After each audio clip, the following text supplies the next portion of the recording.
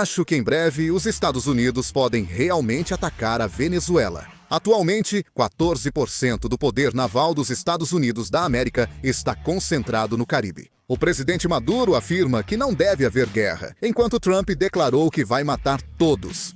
Vamos analisar a situação da Venezuela, onde a tensão de guerra cresce e surgiram notícias recentes. Mas isso foi um claro sinal de guerra. As Forças Armadas dos Estados Unidos da América posicionaram seu mais novo porta-aviões, o Gerald Alford, e seu grupo de escolta nas proximidades da Venezuela. Isso costuma ser considerado a medida militar mais forte dos Estados Unidos contra a Venezuela. Antes de uma guerra começar, os Estados Unidos da América geralmente posicionam um grupo de porta-aviões nas proximidades da região.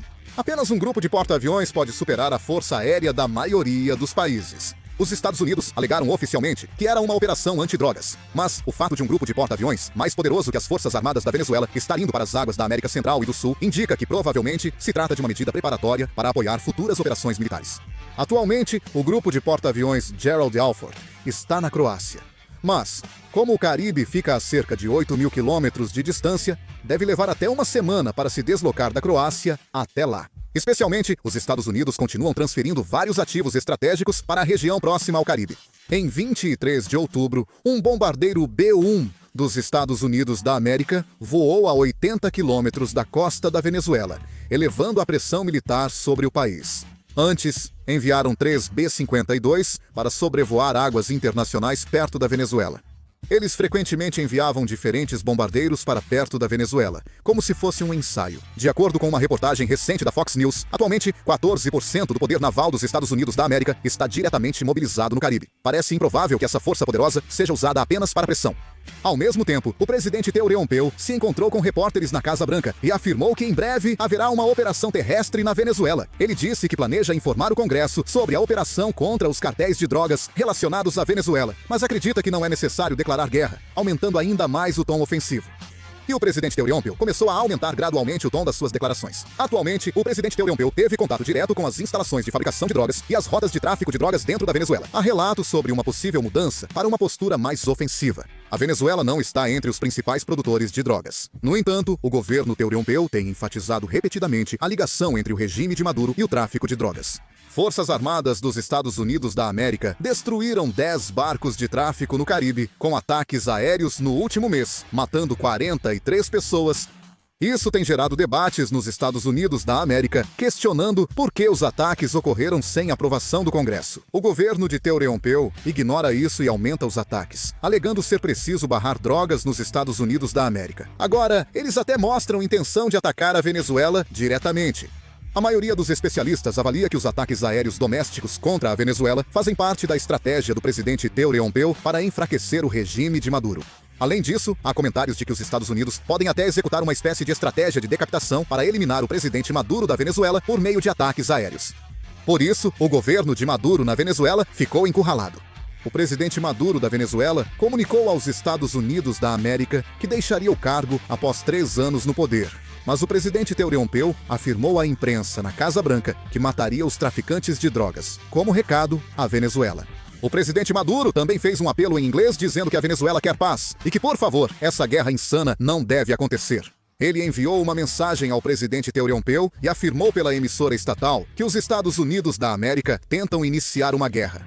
E sobre o equipamento, ou tropas americanas, atualmente ou futuramente no Caribe, confirmou-se que os caças passaram de até 16 para mais de 60, e os mísseis Tomahawk de até 140 para pelo menos 236. Tropas americanas cresceram em 4.500 soldados em uma semana, sendo o maior contingente dos Estados Unidos da América na região em 30 anos. Alguns dizem que, se o presidente Theodore Roosevelt só quisesse combater os cartéis de drogas, não precisaria enviar porta-aviões ou bombardeiros.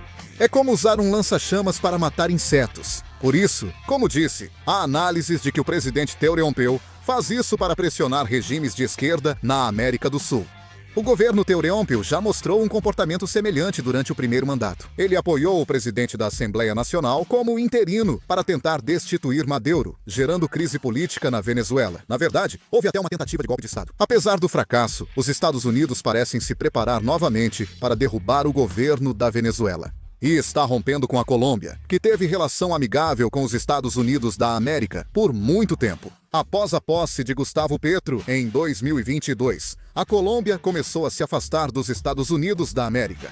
O presidente da Colômbia, Gustavo Petro, criticou publicamente Trump na Organização das Nações Unidas e participou de protestos em Nova York. Além disso, ele também criticou os Estados Unidos em meio às operações americanas contra embarcações de transporte de drogas.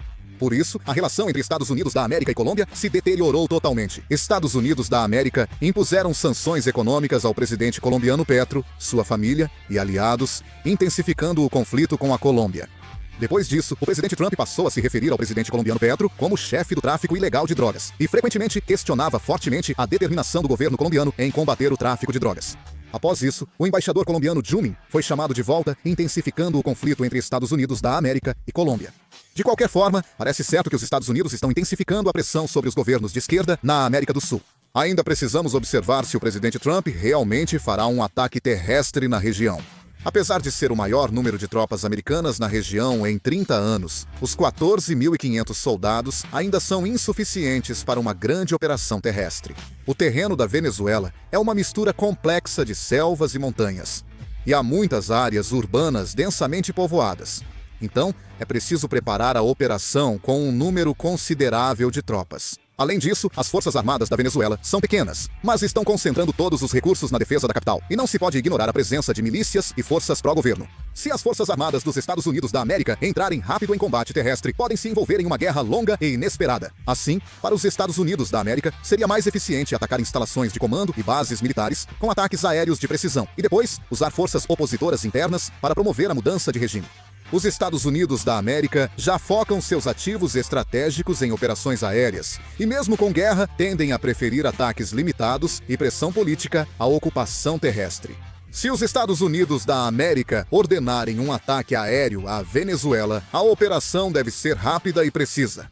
Os Estados Unidos provavelmente usarão primeiro satélites de reconhecimento e drones para identificar perfeitamente a localização das defesas aéreas típicas da Venezuela, centros de comando e controle e bases de mísseis. Depois disso, é provável que realizem ataques de precisão usando mísseis de cruzeiro Tomahawk e bombardeiros furtivos. O objetivo principal é neutralizar as defesas aéreas e comunicações militares perto de Caracas. Quando isso ocorrer, as Forças Armadas da Venezuela perderão contato externo e o caos começará.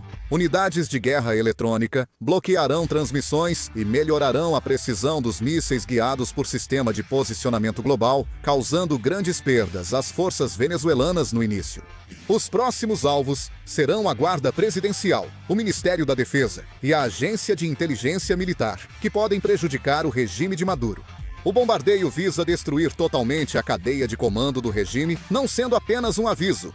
Acredita-se que os Estados Unidos da América tentam realizar uma operação de decapitação.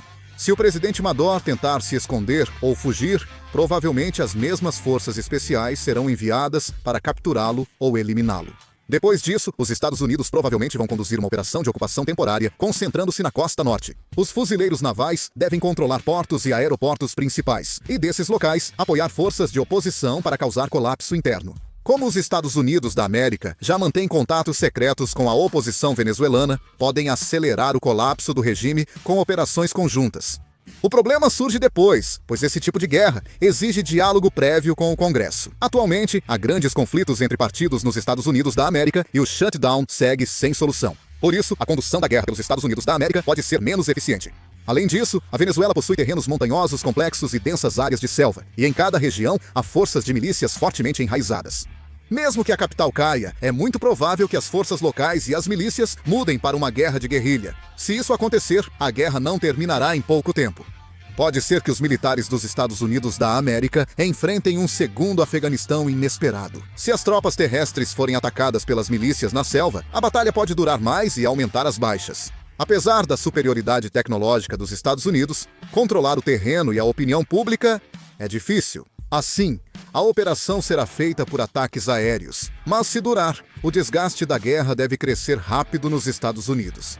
No fim, todas essas variáveis provavelmente serão fatores importantes nas futuras decisões do governo Trump. Acima de tudo, se os Estados Unidos parecerem vacilar um pouco durante a condução da guerra, pode ser que a China cometa o erro de invadir Taiwan. De qualquer forma, atualmente os Estados Unidos estão acelerando os preparativos para a guerra. Um grupo de porta-aviões também está programado para ser deslocado para a região próxima. O que acham da situação? Comentem! Vou encerrar o vídeo. Obrigado!